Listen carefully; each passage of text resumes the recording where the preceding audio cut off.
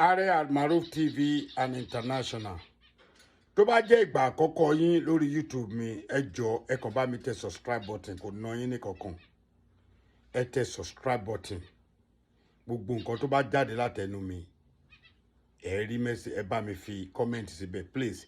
Fún ìgbà àkọ́kọ́, ẹ click subscribe button sórí bí ẹ follow mi. Ẹ tẹ aago kékeré tó wà lábẹ́ yẹn pam, ó máa notify. Mo kí gbogbo èèyàn ọmọ Yorùbá. Mo kí gbogbo àwa ọmọ aládé. Bẹ́ẹ̀ ni mo kí gbogbo ọ̀tọ̀kùnlú. Lóòótọ́ ìròyìn kan dé bá wa lójijì nínú ìkan nínú àwọn tí wọ́n ń ṣe struggle fún Yorùbá nation, tá a jọ ń ṣe struggle Yorùbá nation. Ọlọ́gbọ́n nìkan ni mo fẹ́ kí ó wá kọ́mẹ́ǹtì síbí. Bọ̀ tí wọ́n bá wá rí nǹkan kan tó yàtọ̀ nínú nǹkan tèmi Ààrẹ Maruf sọ, jọ̀ọ́ torí Ọlọ́run kó ra fi kọ́mẹ́ǹtì yẹn lẹ̀ níwọ̀nba, kò ń ṣe ìbò. Tó bá jẹ́ first time yín lórí YouTube mi, please subscribe to my YouTube láti máa listen sí mi direct. Instead tẹ́ fi lọ wò lórí page ẹlòmíì, come to my page direct on my YouTube channel, on my Facebook. Ẹ dẹ̀ help me. Ìwọ tó bá follow me tí n bá rí, definitely I will follow you back, even on my TikTok. Àkànfilé káàṣì cruise náà ni. A gbọ́ nípa ikú akọni Saheed ọmọ Bọ̀tá.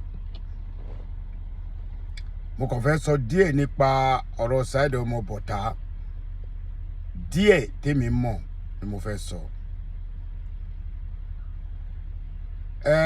Ọ̀pọ̀lọpọ̀ nínú wa, àwa kan nínú group àtàwa kan tá a tún jọjọ́ máa kọni, tá a dúró fún self determination ilẹ̀ Yorùbá. Ọ̀pọ̀lọpọ̀ nínú wa la mọ̀ Saheed ọmọ Bọ̀tá. And Saheed ọmọ Bọ̀tá is a very strong man. Nínú ipe tabati la fẹ́ ṣe agitation, very strong man. To be honest with you, mi sí nínú group yẹ onítìrí o, onídìrí àbí kí náà pera wọn tó ń káàṣì cruise lásán. Ṣùgbọ́n tó bá jẹ́ lóòótọ́ o ní Saheed ọmọ Bọ̀tá kú, according to àwọn story ta tó ń gbọ́, tó bá jẹ́ pé lóòótọ́ ló kú, àánú mi ṣe gan. Àánú mi ṣe gan. Ìdí tá àánú mi fi ṣe ni pé Saheed is one of the strong member nínú agitation Yorùbá nation. Saheed ọmọ Bọ̀tá is a very strong member nínú agitation Yorùbá nation. I repeat, Saheed Bọ̀tá very strong member nínú agitation Yorùbá nation. But ó wá lọ tẹ̀lé nu. Ẹ gbọ́ mi yé o, ẹ̀yin ọmọ Yorùbá gidi ni o. Torí mo fẹ́ kí kíní go viral. Possibility àwọn governor wa náà máa gbọ́. Ọ̀pọ̀lọpọ̀ la tó ń jà fún self determination kó tó di pé wọ́n mú Ìyádúpẹ́ Onítìrí Abíọ́lá wọlé. Immediately tó ń mú Ìyádúpẹ́ Onítìrí Abíọ́lá wọlé, ìyá ìbẹ̀rẹ̀ drama. Ó kọ́kọ́ yá Ọlọ́hun ò lè gbà fún bàbá. Ó ń fọgbọ́n jẹ Ìgbòho lẹ́sẹ̀. Ó ń gejẹ bí àwọn èkúté ẹ̀ lérí, ó ń fi wá ń fàtẹ́gùn sí tí ò ní mọ̀. Létà kí ọmọ olóyè Adéyẹmọ tó mọ̀. Struggle yìí ẹni tí Ọlọ́run bá gbà fún ẹ ṣe jẹ́ ká gbórí fún. Bẹ́ẹ̀ ni mo sọ. Àwa ti bẹ̀rẹ̀ struggle yìí kí Ìgbòho tó join wa. But Ìgbòho gbéga ju àwa lọ, ó dẹ̀ jẹ́ olókìkí, àwa dẹ̀ gbà fún. Àìgbà fúnra wa nílẹ̀ Yorùbá, ó ní problem tá a ní. Tọ́mọdé bá lówó, àgbà ò ní gbà fún. A ní ṣòun ló yẹ kó lówó. Tágbà bá lówó, ọmọdé á máa wò pé ṣé ó yẹ kó tọ́ sílẹ̀. Inú wa náà, àwa náà máa ń sọ alẹ́ lómi mọ̀ ní Miss Road ni ó máa lówó kò ní mọ bóyá máa ná. Ṣé ní Saheed ọmọ Bọ̀tá, ọ̀pọ̀lọpọ̀ ní ọ̀dàlẹ̀ ni. Ọ̀pọ̀lọpọ̀ ní kì í ṣọ̀dàlẹ̀. Lọ́dọ̀ tèmi, Saheed ọmọ Bọ̀tá ọ̀dàlẹ̀ ni kò tún ṣọ̀dàlẹ̀. Alákọ̀ọ́kọ́, gbogbo àwa tá a bá ń bú Saheed Bọ̀tá ipe ọ̀dàlẹ̀ ni, ẹ jẹ́ ká tún rú lọ́nà kejì pé ó struggle fún wa. Ó struggle. àmọ́ bóyá máa pè ní ìjẹkújẹ àbí máa pè ní èròkèrò àbí máa wò ó pé ìyá onítìrí ń lo nǹkan kan fún wọn. Ẹ wo orú Ìjìnlẹ̀ Marcus yẹn, we all started together kó tó di pé Ìjìnlẹ̀ Marcus lọ join ìyá onítìrí, and that is not the way tí wọ́n fi ń gba ìjọba. You can't even claim Yoruba nation like that in one state. That is totally nonsense. For you láti ìyá onítìrí mò ń pàṣẹ láti lọ sí Ìbàdàn lọ sọ pé o fẹ́ claim ilẹ̀ Yorùbá, orí ẹ̀ kò pé, gbogbo ẹnu mo fi sọ. Gbogbo yín àti ẹ̀yin Àjàkáyé, Ìjìnlẹ̀ Marcus, Black Lion, wọ́n sì máa wá mú wọ náà. Tí information bá dọ̀ wá bọ́yìí máa mú ẹ máa sọ. Ìwọ ìyá Àjàkáyé náà bọ́yìí máa mú ẹ máa sọ. Saheed ronú wípé òun dalẹ̀ ló ṣe lọ parẹ́ lọ́dọ̀ tèmi. Nítorí pé Saheed ọmọ olóyè Adéyẹmọ Ìgbòho ni tẹ́lẹ̀ kó tó yíwọ́ sí ọ̀dọ̀ ìyá Odúpẹ́ Onítìrí. Ó da ilẹ̀ tó dà, regret ẹ̀ tó regret olójẹ́ kẹrin tán ní ó pokùnso according to reliable source pẹ̀lú nǹkan táwọn èèyàn sọ. Èmi bá kábàámọ̀ pé ó kú nítorí ó fìyà jẹ ìyàwó àti ọmọ ẹ̀. Information tún jẹ́ kó yé wa pé òun náà wà lára àwọn tó lọ síbẹ̀ pé immediately ó sá lọ sí Ghana. I don't know nǹkan tẹ́mi ò bá mọ̀ mi ń sọ. But akọni ni, even tó bá wá possible pé Yorùbá nation dé, akọ̀mọ́ asteric ọ̀rọ̀ ẹ̀ ni. Saheed akọni ni. Àmọ́ ọ̀dọ̀ yóò Onítìrí àtàwọn Ìjìnlẹ̀ Marcus tó lọ gbà yẹn òun ló fi kó bá rẹ̀. Bẹ́ẹ̀ ni Ìjìnlẹ̀ Marcus tún jáde ó lẹ́nu láti sọ̀rọ̀ wípé ẹ̀yin lẹ rán àwọn èèyàn wá.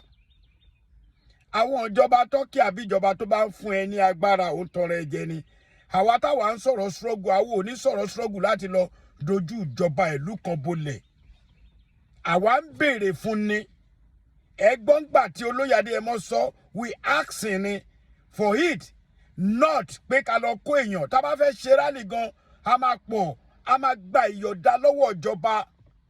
Ìyá Dúpẹ́ Onítìrí, mi rò pé ìwọ woman yìí ò gbádùn o. Ìkọ́kọ́ ti miss nínú ọpọlọ woman yìí. Ó tún jókòó, ó wá ń fọ àwọn òyìnbó. Now, ìwọ tó ló fẹ́ gba Yorùbá nation, reclamation, defamation, defamation, kíní kan ló kàn ń sọ. Why can't you speak in your father language? Kó lo dialect wa kó fi sọ̀rọ̀. So ṣe rí gbogbo ẹ̀yin tẹ́ ń tẹ̀lé Onítìrí. Ọ̀pọ̀lọpọ̀ nínú yín tó bá pé Saheed, bí Saheed ṣe pokùnso yẹn tó bá ronú dáadáa ni. Ó yẹ kó regret, ó yẹ kó bọ́ sílẹ̀ pé òun regret ayé òun. Gbogbo èyí tó ṣe tó yọ kún mú tó ṣe yẹn. Ó kọ́kọ́ ṣe fíìmù kó tó lọ parẹ́ tó bá jọ parẹ́. But mo ní regret fún, mo dẹ̀ gbà fún nítorí pé akọni nínú struggle Yorùbá nation àmúlò tẹ̀lé nu. Saheed rè ọ̀run rí ẹ o. Tẹ́ bá wá wo bí ọ̀rọ̀ Yorùbá nation agitation yẹn, tẹ́ bá wo bó ṣe ń lọ rèé. Ẹ tẹ̀lé ọ̀rọ̀ tí máa sọ yìí. Ẹ rí pé kì í ṣe pé mo kàn rórí sọ.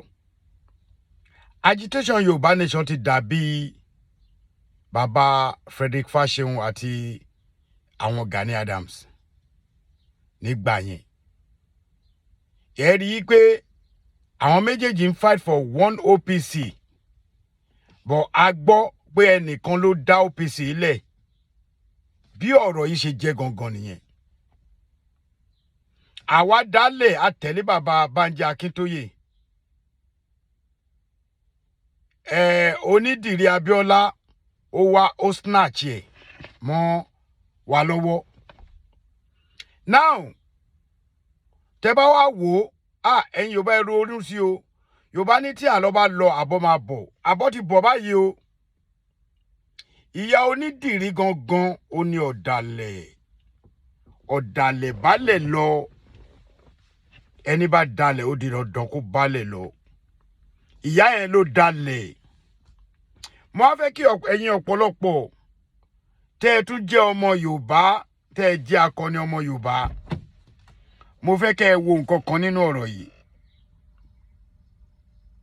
Tá bá ronú sí kíní yìí dáadáa, ó lọ́wọ́ àwọn alágbára kan ní Nàìjíríà nínú. Because èmi fúnra tèmi mọ̀ wípé kíní yìí kò ṣàdédé rú báyìí. Àwọn boys tí wọ́n mú lálákọ̀ọ́kọ́ nígbà táwọn people lọ perform nonsense ní last year ní May, ṣé May ni? Yes. Wọ́n fi wọ́n lẹ̀ àgbọ́ sí o.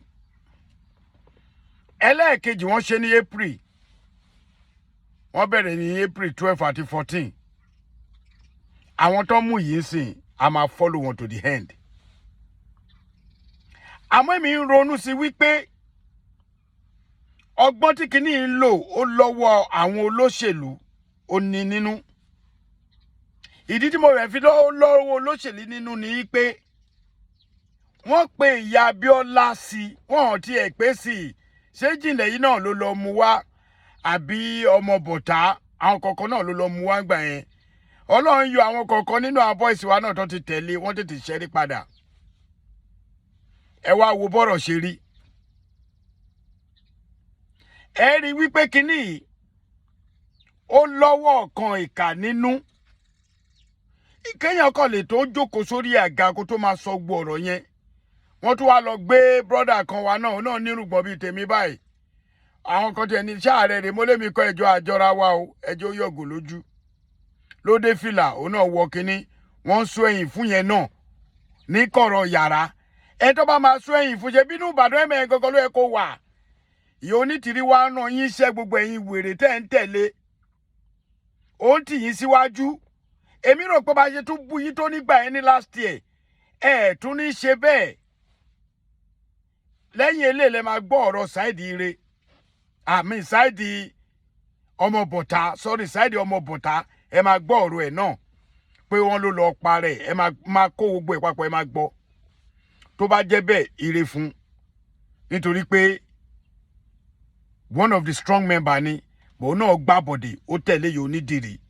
Ìyá yẹn ti lo sugar coated mouth, ó ti fi pọ́ gbogbo wọn, owó wọn pọ̀, ó ti di gòbè báyìí o.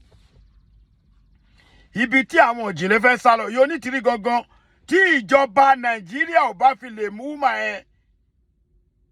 Gbogbo ẹ̀yin tẹ́ ẹ wà lórí self determination. Bàbá mi Bánjí Akíntóyè, àgbàlagbà oyè.